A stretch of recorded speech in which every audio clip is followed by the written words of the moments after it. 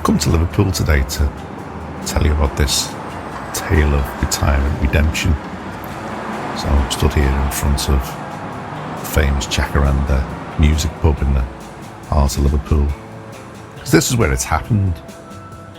Somewhere very similar. And there's similar places scattered across the UK where similar redemption stories are also happening.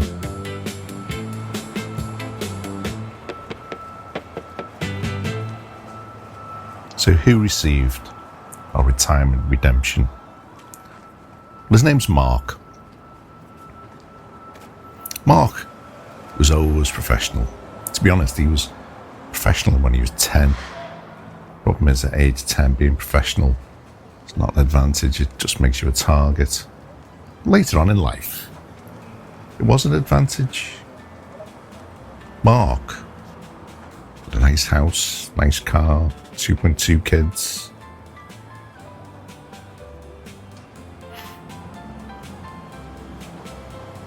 Mark was always the expert in the room, even when he wasn't. So when Mark had a look at his pension at work, he was a bit frustrated with the fact he couldn't really get his hands in there and move things around as much as he'd like, so he decided to open a SIPP, a self-invested personal pension. And he transferred quite a lot of cash into it, and also a fair amount of his monthly salary went in there as well. And once he'd got to grips with the controls in there, he was flying. He absolutely loved the platform. Threw almost everything he had in there into tech stocks, including Peloton, believe it or not.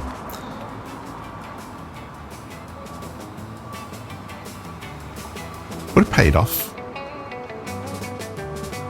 5 years later, 57, he had so much in his SIPP, he decided he deserved to retire. Well, it's for two reasons. He retired because A, he'd made enough money over them 5 years that he could afford to retire early. And secondly, he wanted to spend more time focusing on the charts and the stocks within his self-invested personal pension. So he leaves corporate life behind, and he thinks he's solved the game of life, really. That leisure time he's bought himself was mostly spent staring at charts, convinced himself that this is his new profession. Forums, YouTube, trading gurus, the lot.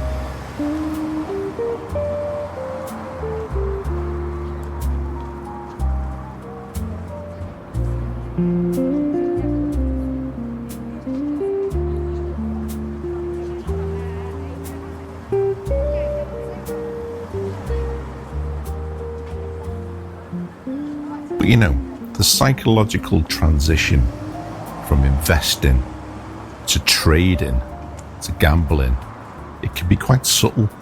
It's quite hard to spot the edges when you're embroiled in it all.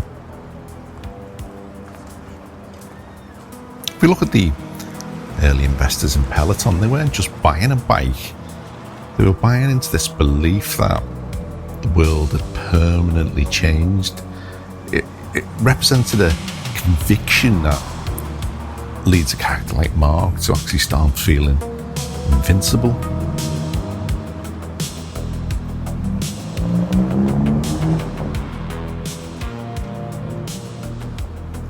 And then there's the emotional weight of it all, because the decline was so quick.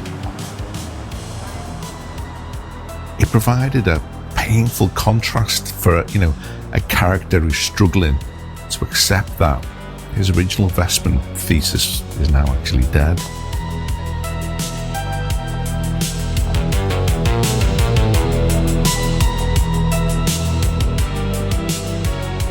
Market corrections happen. Instead of cutting losses, what he does is Mark doubles down. He views the market as this enemy, owes him. He's going to get it back. When the stock market stops providing this kind of rush, he makes a pivot. He makes a pivot to horse racing.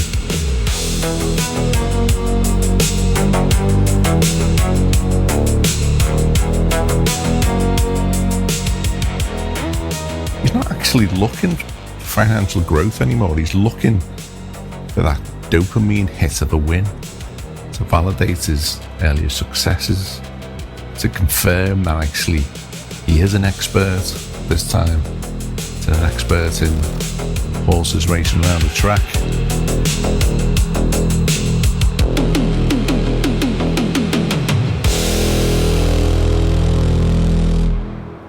What he also started to do was hide his hobby from his wife. The shame of losing this hard-earned pension starts to create a wall between him and the people he loves. As often happens in these cases, the breaking point comes, and this was a particular horse race. He'd been at Chester races and decided against his best judgment that the only way out was to put the lot on a favourite. As you can guess, the favourite didn't win.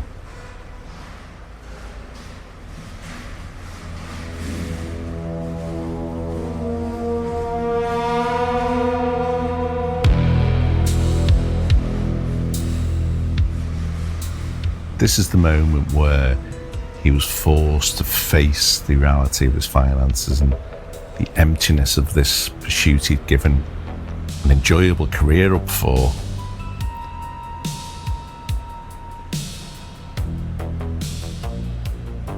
And for what?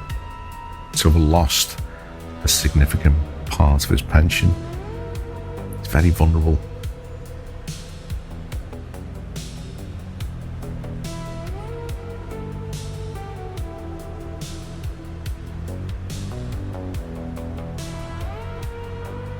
So it's back to the Jacaranda, and while he's there, he bumps into an old friend, college friend actually, almost 30 years since he'd last seen her.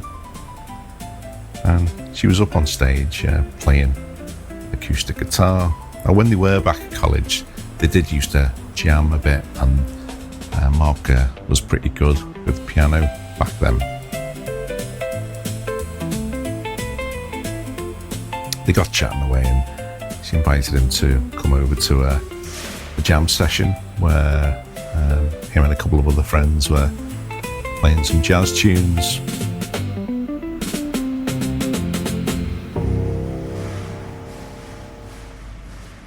So next week he became really distracted. He wasn't spending any time at all really looking at his pension pot, his SIPP.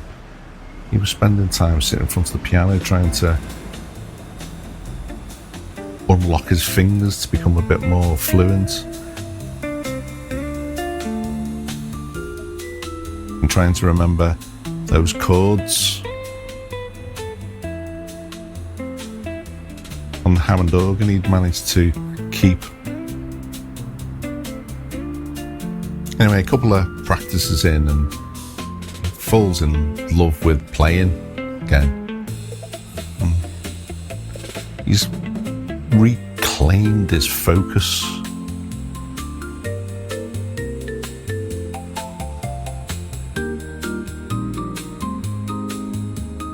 This is not about numbers in the stock market. This is a challenge, though. It's the challenge of music.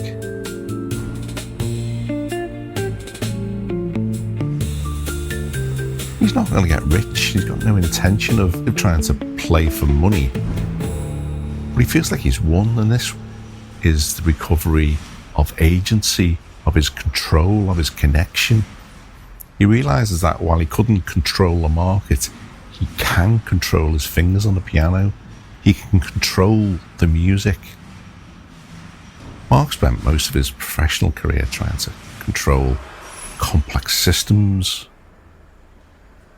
Music represents a form of expression where he must learn to let go and listen, not to control every parameter.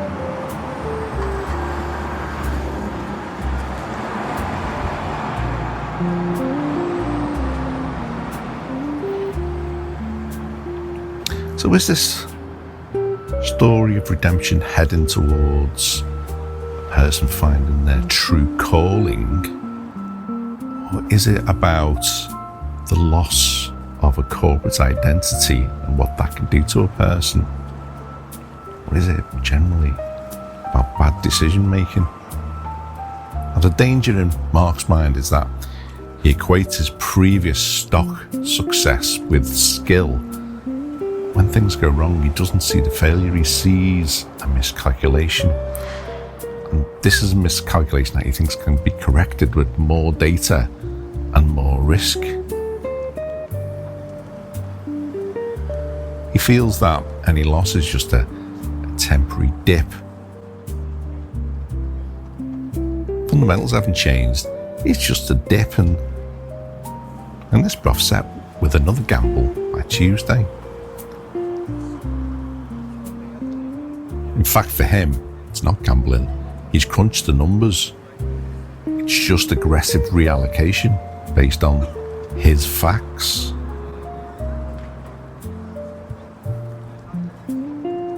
Now, there is an audit trail of Mark's fall into despair. He documented most of his actions on his Twitter account. One particular one that stood out for me, he says, "I used to run multi-million-pound projects. I handled stakeholders, budgets and deadlines. Now I'm sweating over a 3-furlong sprint on a Tuesday afternoon. How did the gap between the man I was and the man I become such of a chasm?"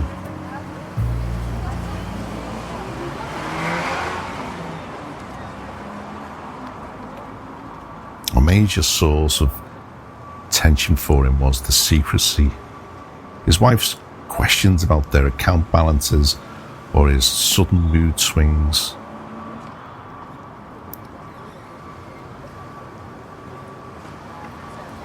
I can bet she's thinking, I'm working on fixing the mess that he's made.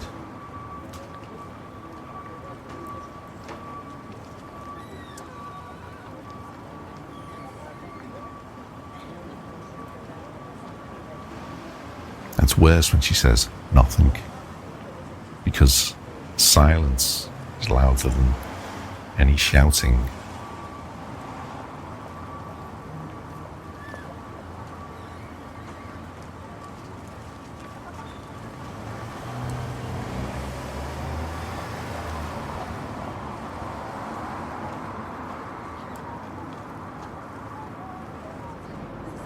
So Mark's redemption